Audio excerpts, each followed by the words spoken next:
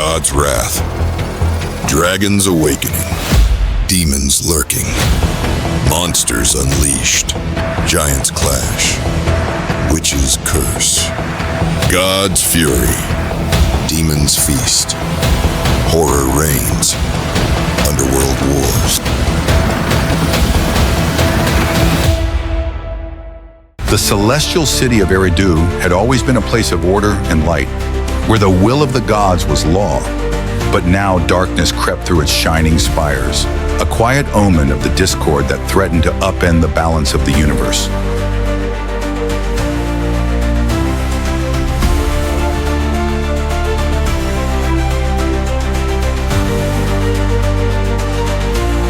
Marduk, the underworld has fallen.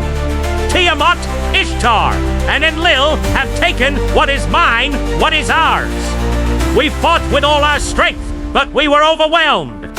We do not stand before you as defeated, but as warriors requesting reinforcements. With your help, we can reclaim what has been lost and restore the balance. They have defiled our domain, twisted it into a fortress of chaos and darkness. We cannot allow them to hold it, Marduk. We must strike back before their power grows beyond our reach. This is more than a battle for the underworld, it is a battle for the cosmos. If we allow this rebellion to fester, they will rip the very fabric of existence apart. We must act now. Marduk listens, his gaze distant, lost in contemplation.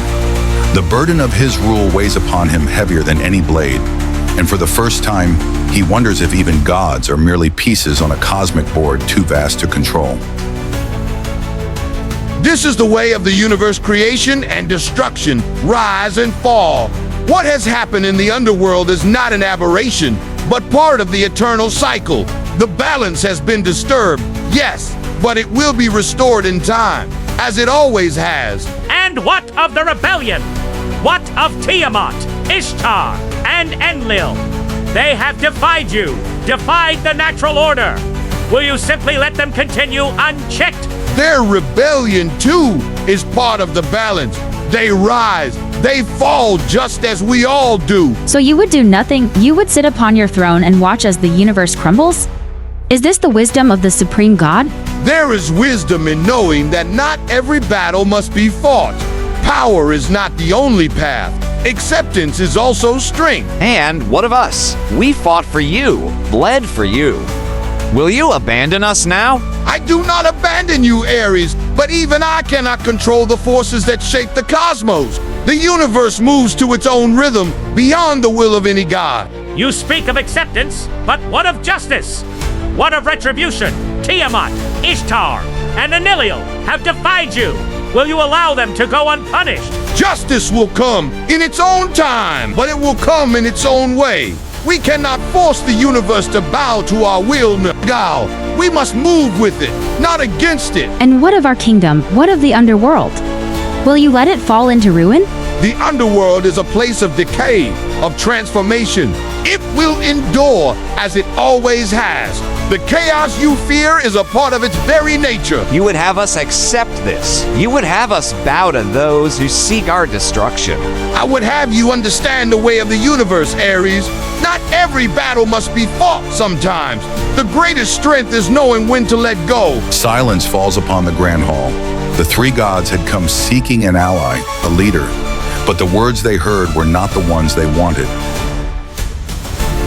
You may speak of cycles and acceptance, Marduk, but I will not stand by as the underworld is lost. I will reclaim what is mine with or without your help. We will fight, Marduk, even if you will not. We will not be abandoned. We will take back what is ours with or without you. Marduk sighs, his expression unreadable, heavy with the sorrow of inevitability. Do what you must, but remember, no force, no war, no battle can break the cycle. The universe moves as it will, and we are but players in its vast design. Without another word, the three gods turn and leave the hall. Their footsteps echo like distant thunder as they step into the dim light of Eridu, their fates now bound to war. And Marduk, supreme among gods, remains upon his throne, gazing into the void, where the weight of eternity presses upon him like the weight of the cosmos itself. The underworld, once a desolate abyss, now pulsed with the power of its new rulers. Tiamat, Enlil, and Ishtar had reshaped it into a fortress of shadows and flame. Yet even as their dominion grew, Tiamat knew that to challenge Marduk, their strength must expand beyond these walls. Ishtar, Enlil, we have claimed the underworld and forged it into a stronghold. But this is only the beginning. To stand against Marduk, we must grow stronger. I have seen the path to our ascension. What do you propose, Tiamat? Yes, we have come this far together. What is our next move? The demon race, they are strong, cunning, and ancient. They have ruled their own dark realm for eons, but they are fragmented, leaderless. If we bring them under our control, we will gain an unstoppable force. The chamber falls silent for a moment, the weight of Tiamat's words settling over them like a shroud. The demons, creatures of pure chaos, had never bowed to any power, not even the gods themselves. The demons are formidable but volatile.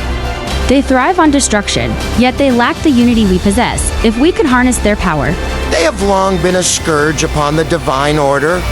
If we could break them and bring them to heel, our empire would be unmatched. precisely, we will strike at the heart of their realm, shatter their leaders, and bring them to serve us, or they will be destroyed. I am with you, Tiamat. We will bend the demons to our will, just as we have shaped the underworld into our domain. Let us prepare for war. The demons will fall, and our empire will rise. Thus, the Dark Alliance was sealed. The gods of chaos and war turned their gaze toward the demon realm, their ambition burning brighter than the flames of the underworld itself. The conquest of shadows had begun. In the darkest depths of the demon realm, where even shadows dare not tread, the demon lords convene. Here, among the blackened stone and the ichor-stained ground, they plot their next move against the gods who seek dominion over them. The gods are moving against us. Tiamat, Ishtar, and Enlil have conquered the underworld, and now they turn their gaze upon our realm. They seek to break us, to force us into servitude. But we are demons, born of the abyss. We bow to no one. They have always feared our chaos, our power. Now, they seek to leash us. Fools. We are the storm, the unchained fury of the void. We will not be tamed.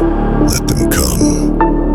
We will spread plague through their ranks, rot their flesh, feast upon their souls. The gods will taste the sickness of despair. We are chaos incarnate. No order can bind us. No light can extinguish us. Let them try, and they shall drown in the madness they awaken. Then it is decided. We will meet them in battle. The gods seek to conquer the darkness, but they will learn chaos cannot be chained. The heavens and the abyss stand at the brink of war. Before the endless horde of demons, the gods make their final offer. Baal, you stand before the might of the gods. Join us, and we shall grant you power beyond your darkest dreams. Resist, and your kind will be erased. You speak of power, Tiamat, yet you know nothing of the abyss. We are the darkness itself. We do not submit. We consume. Then you choose annihilation? So be it. We will break you here and now. Then let it be war. And so the heavens and the abyss collide, the gods and demons locked in a battle that will shake existence itself. The fate of the realms hangs in the balance, as chaos and order wage their eternal war. At first, the battle raged evenly, the forces of the gods and the demons locked in an unyielding struggle. The demons, fueled by the dark energies of their realm, fought with savage fury, but the gods, graceful and divine, moved with a power beyond mortal comprehension. But soon the tide began to turn. For all their strength and ferocity, the demons could not withstand the combined might of Tiamat, Ishtar, and Enlil.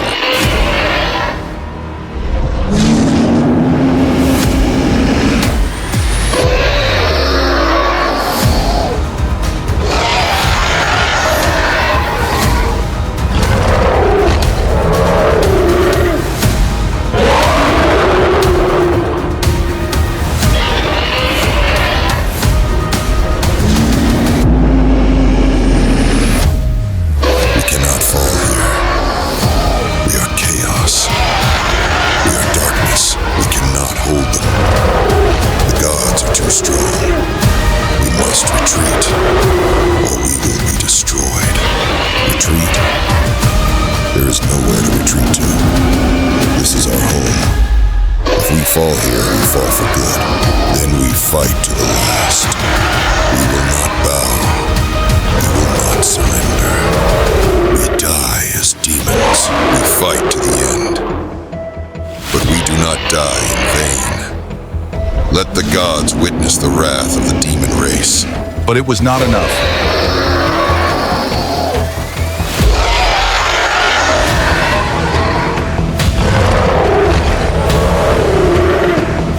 We are eternal. Chaos never dies.